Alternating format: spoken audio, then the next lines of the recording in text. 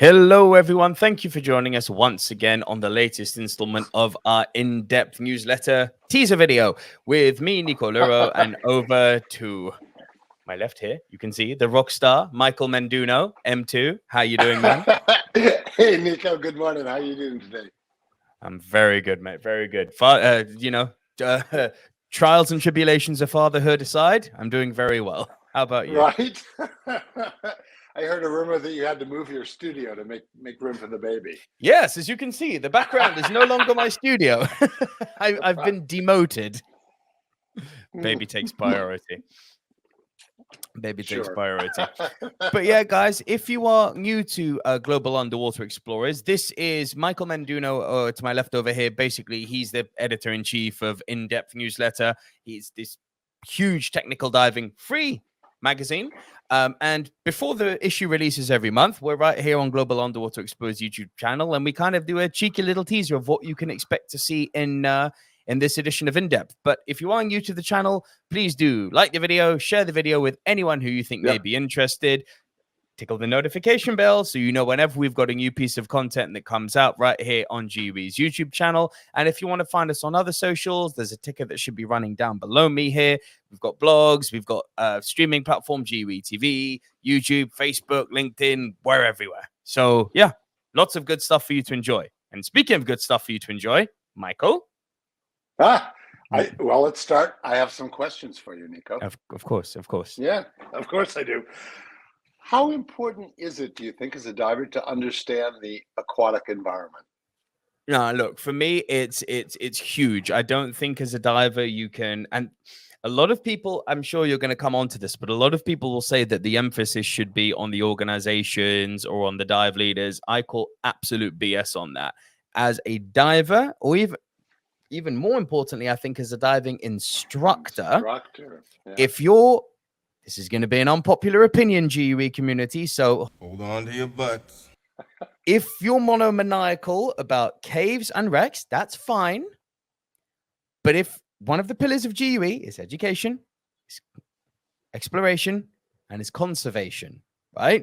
If you're adamant that you're team GUE and you believe in conservation, conservation extends beyond wreck conservation and cave conservation. It is very, very important that as a community, we start taking a greater interest in the natural world that exists underwater and not just in the conservation of wrecks, which inherently shouldn't even be underwater in the first place. So how important is it? Hugely. And yes, that's a very unpopular thing to say on this channel, so I'm sorry. No problem. Our next question, and we're going to go through these, is how well do you think your training overall has prepared you to understand the aquatic environment? So this is a frustrating one again, because I think I've raised this to you off air before, right? The training, especially GUE's training, which is so like precision engineered to be focused on perfect buoyancy and movement through the water, are skills that so seamlessly translate well into things like conservation, and more specifically, just into things like, you know, doing underwater photography or video on a level where you're not being destructive to the environment around you. I mean, I've seen over the years so many times, sorry, yes, former PADI instructor, none of my students, but, you know, so many times you see people with their fins on the reef or see people holding on to the reef to try and balance better to take their photo. Not so much in this community, thankfully. So are the skills there that allow us to be better conservationists? Yes. Are they employed? It's a different topic. Question, yes. So I can see this is going to be a good discussion. So we'll come back to this at the end of our video and talk about the story that this is related to. So I like it. I can answer questions this week. Yeah. right. So we start off with a really interesting article, a very timely article called "Don't Hold Your Breath: The Movement to Ban Breath Hold Diving in Pools." There's a movement in the U.S. because of many shallow water hypoxic blackouts in pool and drownings. There's a high fatality rate in pools to just eliminate breath holding in water. Of course, swimmers breath hold. God, scuba classes who use pools breath hold. and free divers who only go underwater holding their breath. How does that fit in? So what is happening right now, and this is a wonderful story by Tech Clark. He was the former national director of the YMCA scuba program. He's a free diver instructor with PFI, etc. Has several podcasts, League of Extraordinary Divers, The Dive Locker. This guy's been seen a lot. So they are working to help educate aquatic directors of pools to, don't throw the breath holder out with the bathwater. Don't just ban breath holding. Require safety measures so people can do it safely, which means supervision, et cetera, et cetera. So this story talks about the movement. Interesting, the famous swimmer Michael Phelps is behind this. They have a website we'll talk about called preventshallowwaterblackout.org. And anyway, so it's an important article for all of us because we all train in pools and or swim in pools. So anyway, so that's where we're kicking off. And then we're going back to the future. We're going back to dinosaurs. Last month, we ran the story is open circuit tech diving going the way of the dinosaur. And we've had close to 5,000 reads on that story. I mean, big reads, a lot of commentary. So we're going to revisit again. We have a great piece by Richard Taylor, who's a TDI instructor trainer in Australia, been around since the early days of tech. And he argues that no, open circuit tech diving is not dead. And in fact, all rebreather divers should mandatory that they get better, good training in open circuit because they're going to need that for bailouts. So it's actually a package of stories. That's one. Guy Shockey, a GUE instructor trainer, has done a great piece looking at the economics. You're a tech diver, you want to go rebreathers, you want to continue open circuit, what's it going to cost you? So he actually goes through course costs, the cost of buying the rebreather, the training, with some pretty interesting results. If you're planning to do, say, 50 deep dives, say 70 meter, 80 meter dives, that'll pay for your rebreather. If you're going to do it on open circuit scuba, by the time you've done 50, you've paid for all your rebreather and training and everything else. So kind of interesting story. We have some fun stuff in there, some stuff from Aquacore days, a piece called diving discipline. Of course, to dive rebreathers, one needs diving discipline, and Aquacore sort of celebrated this in art, and it got us banned at the Navy Experimental Diving Unit, actually, which sold a lot of copies. I'll tell you that story. But anyway, so that's there. A few surprises and a continuation. We're running a survey right now of open circuit versus closed circuit, which we'll report on next month. So that's there too to get more responses on our survey. So excited about that. I think it'll be good. And then finally, for last gear piece, we have a piece called "Come Out of the Bloody Cold." It's a deep dive into neoprene. With Sean Webb, who's the founder of O3 Dry Suits, which has been around for about 30 years, one of the British out on the Jurassic coast in Dorset. And so we kind of do a deep dive with him into neoprene. Most techies, experience neoprene, when they start diving, maybe they're wetsuits, but then as soon as they become a tech diver, the thinking is, you must have a trilaminate suit, which are great. We all have trilaminate suits. However, they discount neoprene because they think, well, it's going to lose warmth at depth. It's got buoyancy issues and all that. And there's just a lot of misconceptions about it. So we did this interview to clear up some of these. And it's a pretty interesting piece. And of course, some of their notable users are people like Sir Rick Stanton, the Wet Mules, Harry, and the guys who saved the Thai cave kids, etc. So it's a fun piece. So we have a fun piece from a colleague of yours, a countryman, Alex Griffin, who's a IT instructor, course director, etc. And it's called "The Diving Industry is Run by Middle-Aged White Blokes. Our future depends on making them uncomfortable." It's really right. It's really a fun piece. Scuba is a great leveler, right? Doesn't matter what gender you are, what race you are, like what your sexual orientation is. Sea has no creed. Right, that's right. You're a human breathing underwater, right? So But as we know, there are some systemic issues in our industry, systemic sexism. Historically, Alex talks Huge. about this. Yeah. But at the end, it's a very positive story because I think we are moving towards greater diversity, et cetera, kind of opening up to different communities. I mean, some of it's economic. Scuba is, Not cheap. economics. Scuba is a very expensive sport, so et cetera. But anyway, it's a good piece. I think people will enjoy it and go from there. Yeah, I'm looking forward to that. And I got one more. We're going to get to our environmental issues, but I also want to just introduce our art piece. We call it A Drop of Paint, An Ocean of Change. This is a foundation, Pangea Seed, that was founded by an environmental documentarian named Trey Packard. He cut his teeth on documenting illegal shark fin trade, etc., but felt there had to be a more positive way to make people aware of the issues in the ocean and create awareness, because if you're not aware of something, you're not going to hold it in your heart and your mind. So they have and that's a nice tangent, but yeah. So they've taken, think of it as Weiland on steroids, the artist Weiland on steroids.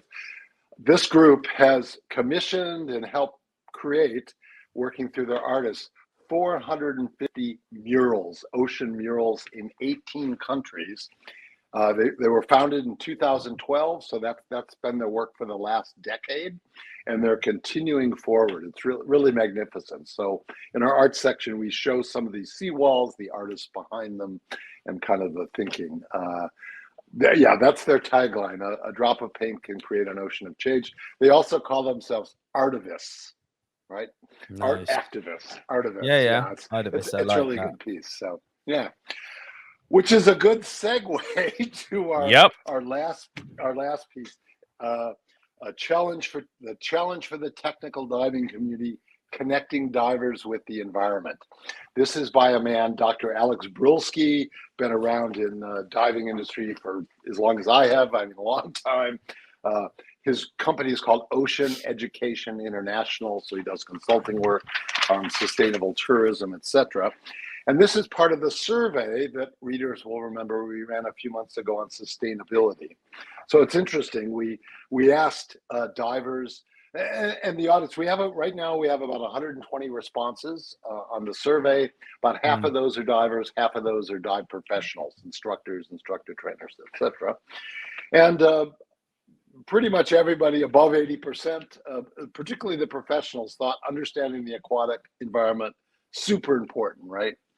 And then we asked them, well, how did your training in diving prepare you for this? Well, pretty abysmally. I mean, 20% of divers said not so much.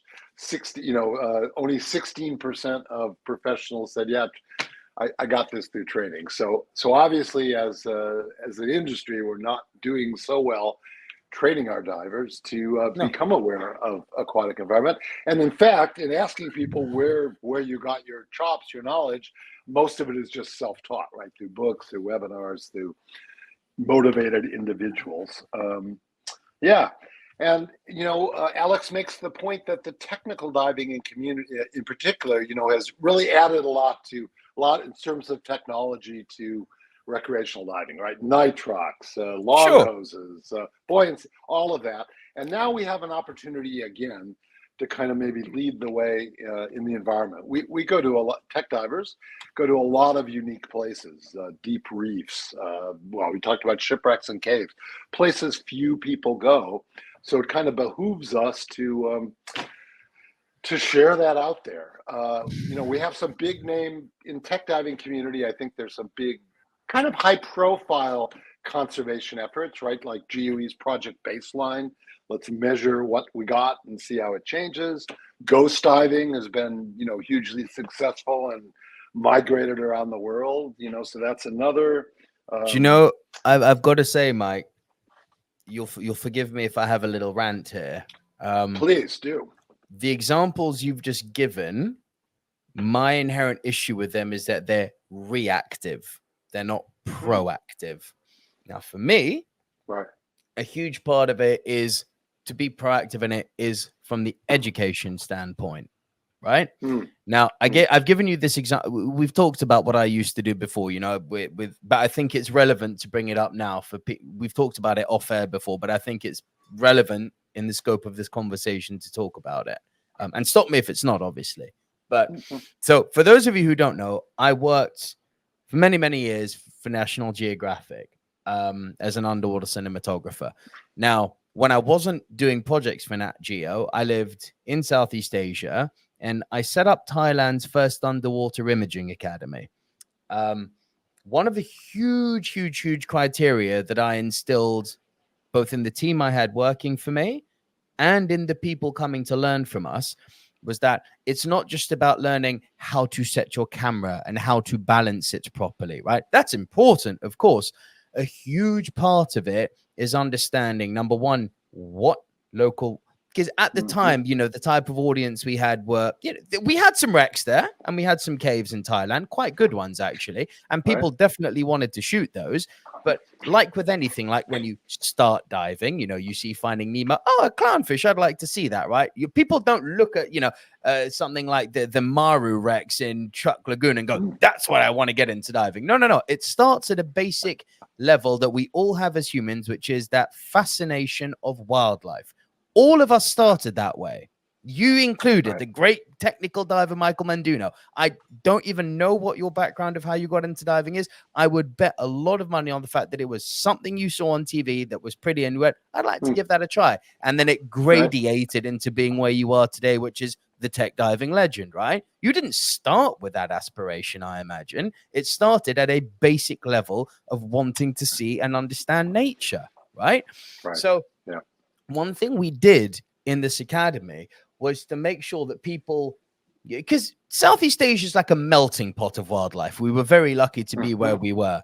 You know, the Coral Triangle, which is the most biodiverse part of the planet, we were there. And the further you move away from that, the less, and this is biologically proven. It's not a fact. It's not like an opinion. It's just a fact. Just like 2 + 2 = 4. Yeah. Which is always why it makes me laugh when people say that Egypt's got the best reefs in the world. It's like, oh, honey, please. Like, come on. You don't know what you're talking. If you think that, you haven't dived Asia. And again, that's not an opinion. It's a biological fact. So ground zero species. Ground zero is the Coral Triangle. Now, to be able to work there and film there, obviously that was a blessing, right? But what was so important for me was making sure people knew exactly as you've just so well said, is that it is ground zero, is that this is like the mecca of biodiversity underwater. And it's making people understand what the names of the species are, that they're indigenous to this area, that you can go looking in any sea or ocean around the world. You are not going to see these animals elsewhere. That in itself, you know, we talk about going to these caves, which people haven't explored, which is awesome. We talk about going to these deep wrecks, which people haven't explored, which is awesome. Now we talk about finding species, which people have never seen. For me, equally awesome. That's all right. Yeah. Equally freaking awesome. Like I remember in 2011, we were sent to an island called Fak in Indonesia. FAK, right? Just off the coast of Halmahera. And it was to find, it's common now because, you know, it's been found and spoken about so much. The walking shark, the epaulette shark. That was a new discovery then, you know? Wow. So we talk about final frontier stuff. Yes, the reefs can still possess that. You just have to, as you've been saying throughout the article, take more of an interest in it. You have to get out the cold and go and look at the warmer reefs, right? Everything is weird. Everything you've been saying in this article kind of leads into this. So, and, you know, I was a bit of a nerd when it comes to fish. It was I could identify nudibranchs by their Latin name. I was a proper nerd back in the day. Could still for some of them, but back then I was encyclopedic, you know, because I was actively doing it.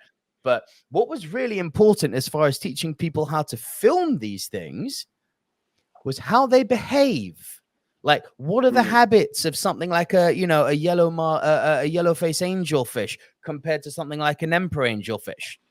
You know, and people are going to be like, oh, that's really geeky and technical. It's like, are you kidding me? Are you actually kidding me? I assume this is Michael Menduno with a phone call, so I'm going to continue here. It's like, are you still with me, Mike? I am. Can you hear me? Cool. Yeah. Good. So the way that people hear me talking about Latin names of nudibranchs, or like the difference in behavior of some angelfish versus another, and the argument is that, oh, that's really technical. It's like, we're technical divers, guys. Like, like you're going to tell me about how you set your rebreathers and how you manage all of these amazing things that I'm not going to try and name them because I don't know what the hell I'm talking about. But the geeky level of knowledge that I've seen technical divers have, for that to be in opposition for learning about fish, for me is the biggest contradiction I've ever heard. So coming back to your top question is, what can we do?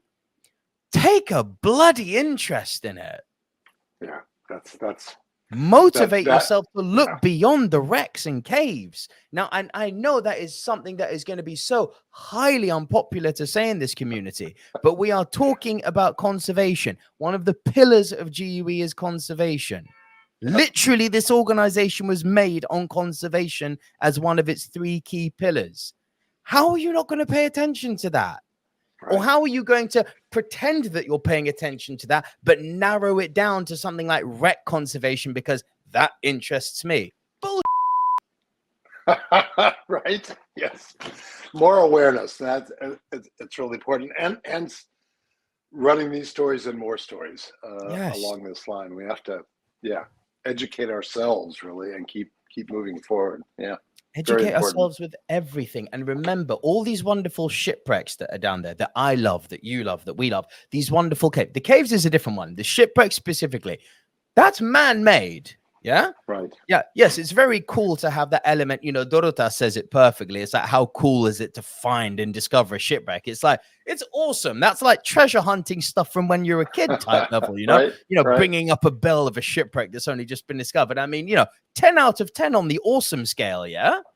Yeah. And you can't, it's a completely different animal when it comes to marine life and, be it fish or coral or whatever. It's a completely different type of guttural reaction that you'll get to discovering a shipwreck. I mean, discovering a shipwreck, treasure and all that, it's historical. It's monumentally cool, right? Mm-hmm. But it's stuff that we've put down there. Right. And we all started getting into diving because of our love for the ocean, not because of our love for something that floats on the ocean. Right. Yes. Yes. I mean, that's just my strong opinion, but I don't know how you feel about it. Yeah, no, that's right on. And again, I feel like it's growing some in the tech community. It hasn't been a focus of the tech community, certainly, but I think more, and as these projects and other things, I hope it's piquing people's interest, to learn more and to become more aware. Yeah. I hope so. Because we've got the skills, like the skills we have at our disposal in this community. And Jesus, yes, I was an instructor trainer for the other guys, and I'm only a newbie here. But the skills I've seen amongst our divers of all experience levels, it's crazy. And it lends itself so well to what we're talking about now. It just needs a little push. Right. And I don't think, and I've, I'm like a drug pusher if you want, but like, I'm really not, I don't think the responsibility is with the organization to try and indoctrinate people. It's, it's good to have pillars like exploration, conservation, and education, but one shouldn't be trying to indoctrinate someone on what they like and don't like. I mean, hell, if you guys like Rex, that's cool. And far be it for me to try and change that. But I'm just saying, remember how it started. Right. Yeah. Right. Remember what was down there before the wrecks were down there. Try and take an interest in that, because the skills everyone has lend themselves well to doing that. Absolutely. Yep. Anyway, our issue is going to be out this Thursday on the 7th of July. So people can look for this and dive into this article. And you can find it at indepth.blog or gue.com/blog. And there will be. So please dive in and enjoy. Yeah. Dive in, enjoy, forgive my rant, which has made the episode a little bit longer than it normally is. I hope it's been like a contrarian but productive point of view. But listen, we're all divers here. The sea is what binds us all together. It's where we all come from. It's what we are all fascinated by in this community, no matter what our specific interests within the body of water are, right? So ocean lovers, is right here on Global Underwater Explorers. So like the video, share the video with anyone who you think may be interested, and please do tune in every single month to see our new trailer with myself and Mr. Menduno. Usually I talk less, but that's all from us this month, guys. We will we'll see you very soon. We hit Michael, your hot thanks. button, yes. Yeah, Thank you, Nico. Yeah. Thanks a lot, man. All right.